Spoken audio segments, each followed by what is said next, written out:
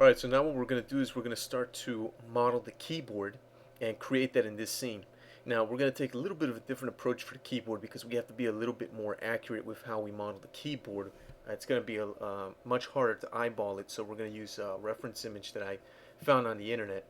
And I'm going to go to the top view here, and what I'm going to do is I'm going to go over here towards this wireframe, my shading options for the top view, and I'm going to go down here to rotoscopy options. And using this rotoscope mode, I can go ahead and place an image in the background that I can use sort of to trace over while I model. So I could put the image right in here, and that's what I'm going to do.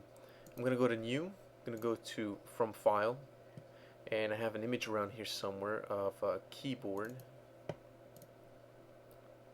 and I believe it's this one. Yeah, that's it. Okay, so I'm going to leave all the other options alone, and I'm going to close that. And then you'll see that the image doesn't pop up here. That's because we have to go to shading options and turn on this rotoscope mode. Once we do that, the image appears. It just pops up, and it's going to stay there in place for us, so we go ahead and model on top of that, which is pretty good. And this feature has been improved greatly in exercise 6. So I'm going to hit F12 to maximize this view right here. I'm also going to turn off the grid. Don't really need to see it. Okay, so it's real simple. We're just going to take some primitive cubes, place them where the keys belong, shape them out, and then we can just duplicate the keys that we need. And there's a lot of keys, but a lot of keys are the same size. For example, all of these keys here, they're letters, and even some of these that are symbols and other things can be duplicated and used over and over again. Say for these keys here, for these keys over here, basically all the function keys up here, the escape key.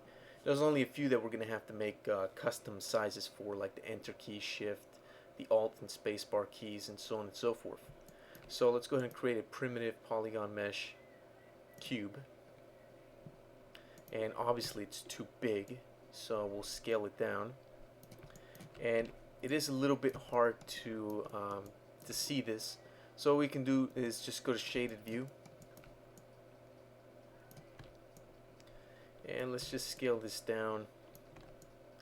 And we'll maybe scale it up a little bit.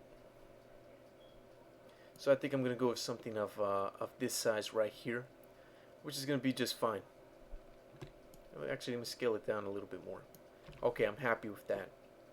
I'm going to go over here to my camera view.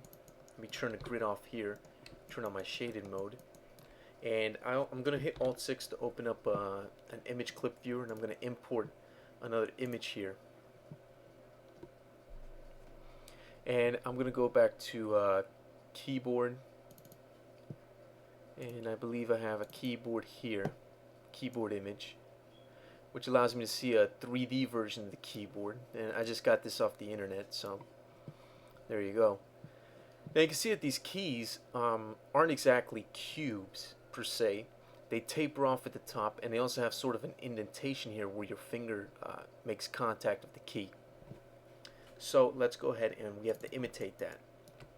First thing I'm going to do is take the top part of this little cube here, and let's actually push it down a bit.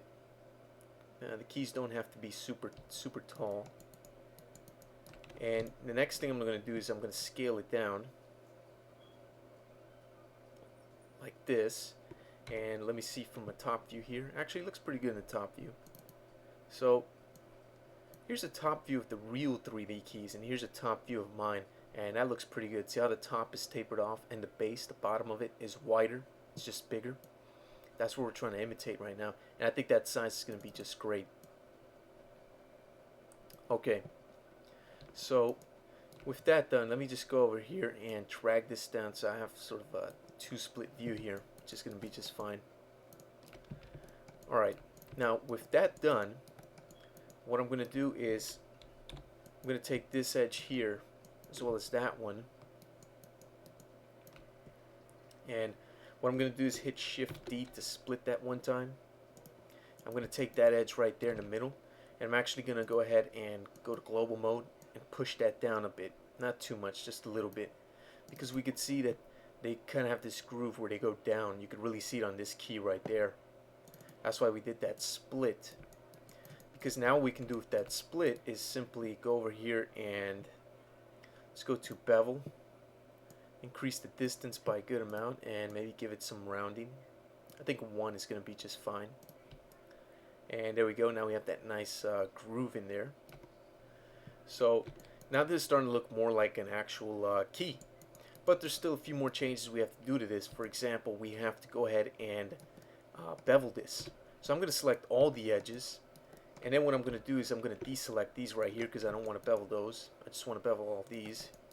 So I'm going to right click. I'm going to go to bevel. I'm going to give this a little bit of distance. Maybe 1 subdivision for the rounding. We render that out and see how it looks.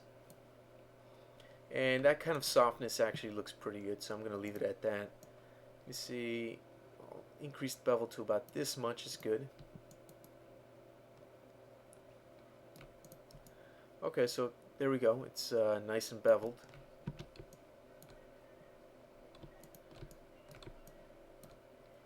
Alright, that looks pretty nice. I like that. So I'm going to go ahead and keep that. And it looks pretty good here from the top view as well. Look at that.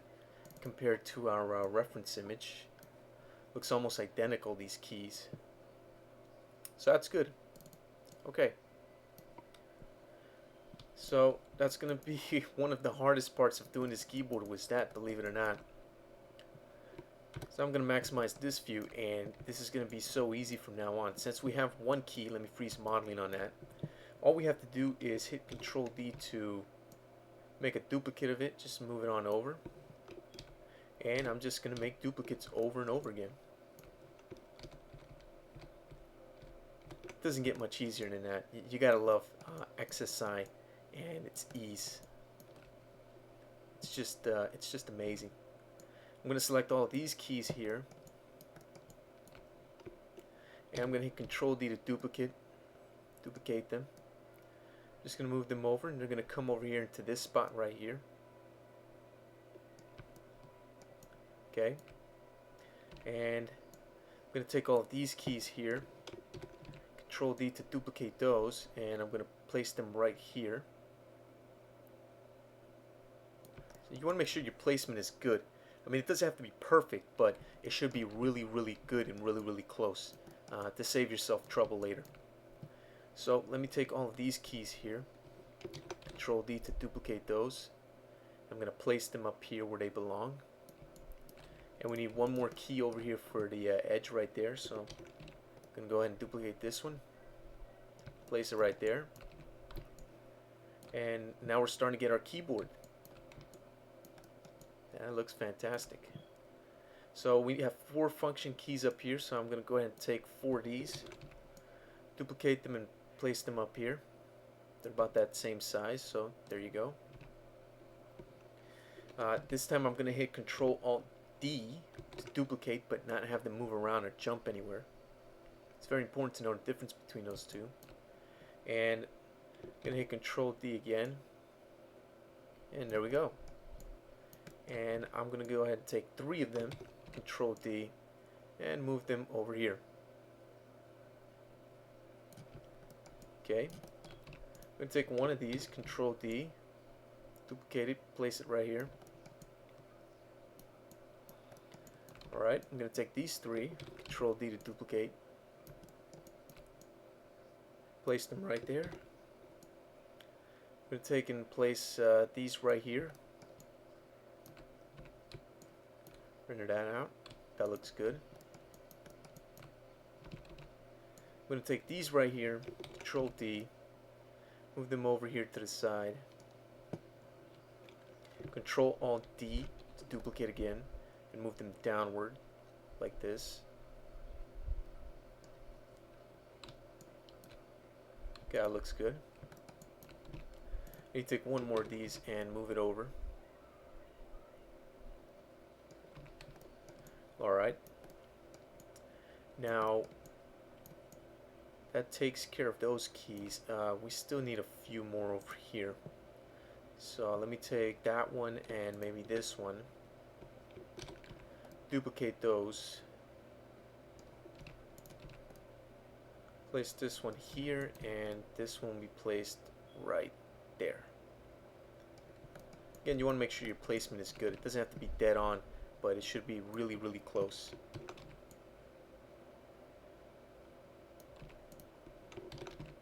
So just keep duplicating this over and over again, and it's really that easy. That's why modeling these kinds of objects are so easy to do, because you can just take these things and recycle shapes over and over again. In this case, I'm not going to make a new key. What I'm going to do is simply going to take this and stretch it out to here. Then I'm going to take those center keys and just place them right here in the middle.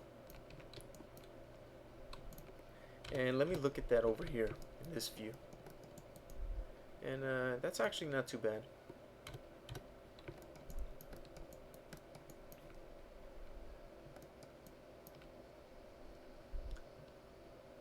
And let me take this one right here, Control D to duplicate. I'm going to place it about right here in the middle, and I'm just going to scale it sideways. Actually, I don't like that. I don't like that because it's changing the shape of it. So I'm going to delete it.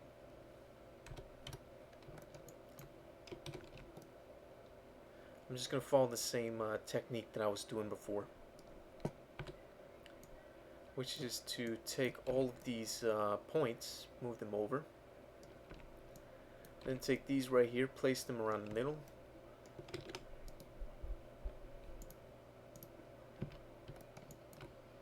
see how that looks? I'm not liking that too much.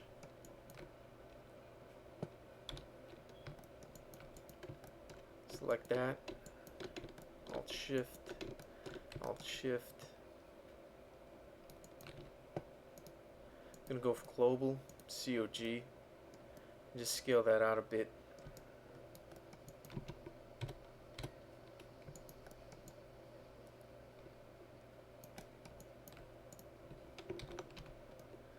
I'm gonna place this one down here,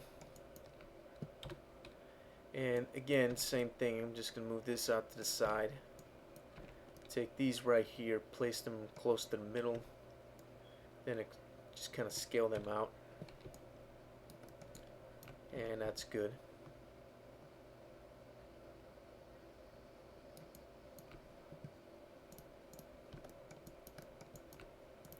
I'm going to take this one and use it for the control key, because they're basically the same exact size. They are essentially the same size, which is awesome because we can just come in here and start to really recycle these shapes over and over again. Now we're going to make the space bar, so let's actually take this to about here. Pull this out this way. Grab these, place them at about the middle, just about right here.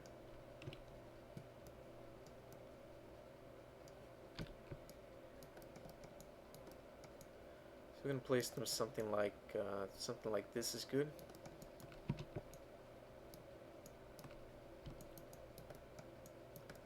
And for this key, what I'm going to do is delete all of that.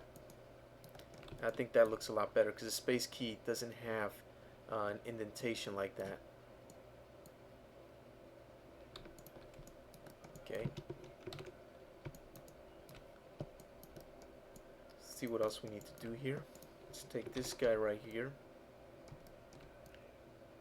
Place it as the control key. Make another duplicate.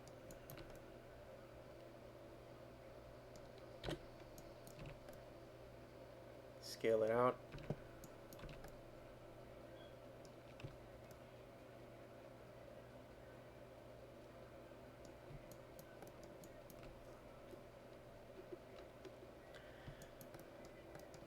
Okay. I'm going to take this one right here and use it for the backspace key.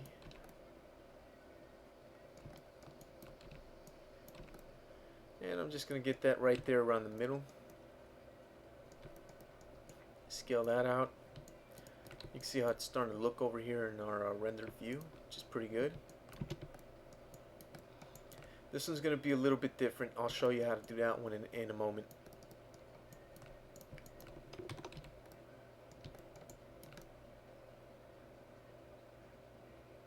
I'm going to place this one about here. I'm going to take this and scale it out a bit, or remove those points I should say.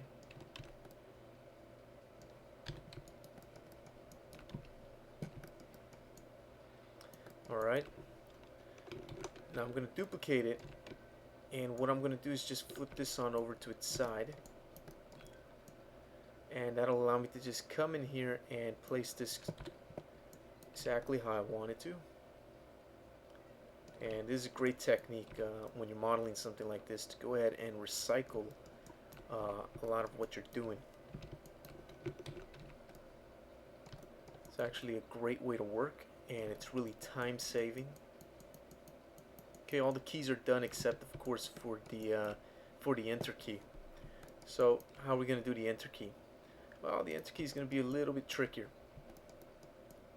So what I'm going to have to do is something a little bit different here. I'm going to duplicate this guy right here.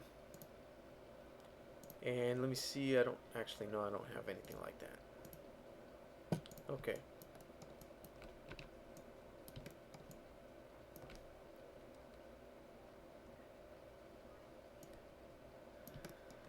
Let's delete that guy right there. So what I'm going to do instead, I'm going to create a new, yeah, we are going to need a new polygon primitive. Let's create a cube.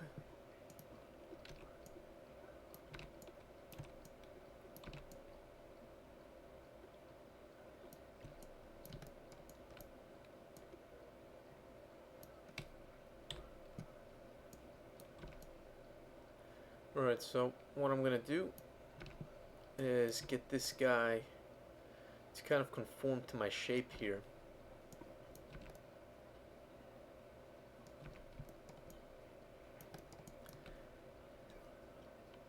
And I'm going to go over here to modify polymesh, and I'm going to use the knife tool. I'm going to make a cut right about there.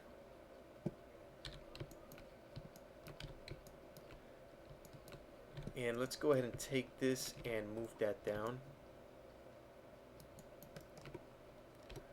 Let's actually go into our side view. Let's middle click right here to bring up our side view.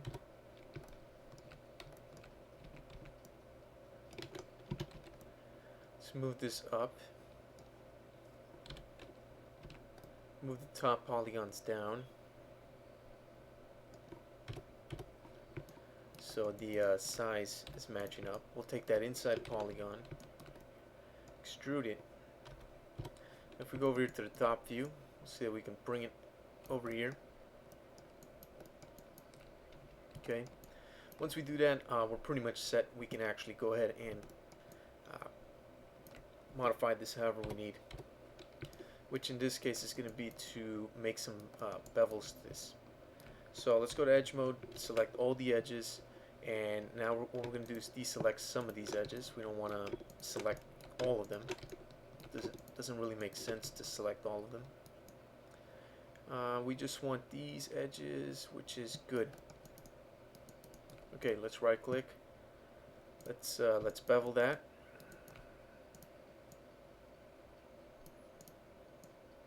Make the bevel smaller. Go into the top view here.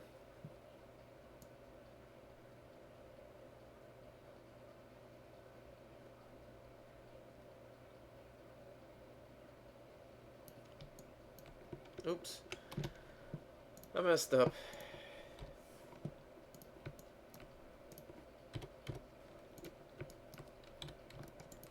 What we need to do is take those top polygons and sort of just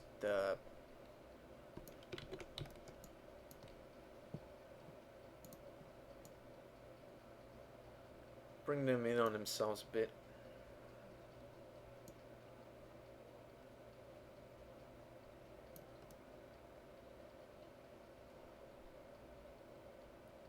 not too much. I want to go ahead and try to match up what everything else is working with here.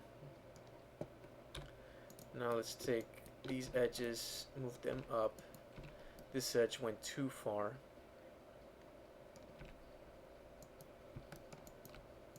And this edge right here, let's move these down like this.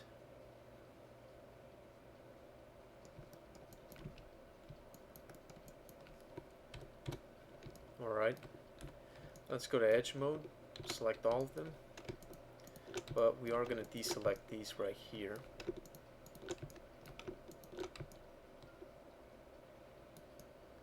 Okay, now with all of those edges selected,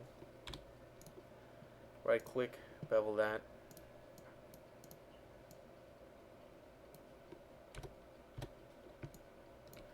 And we'll go with something like that. Actually looks pretty good.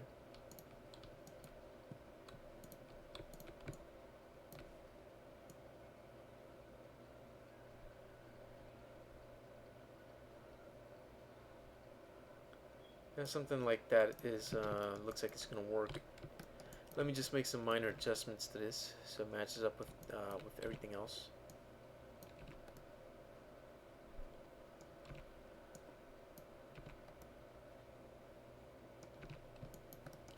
And there we go.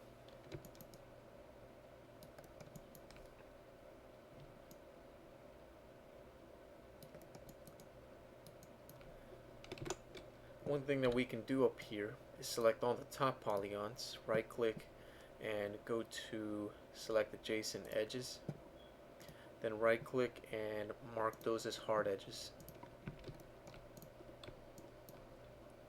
And that'll fix up that little shading problem that we had there on the top, which makes it look really nice. Right, so keys.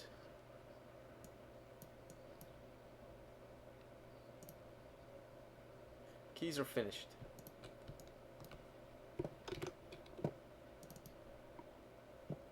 Alright. Keys are all finished. Now we have to create the actual keyboard itself. Do that very easily. Actually, let's go ahead and do that in the next video. I'll end this one right here.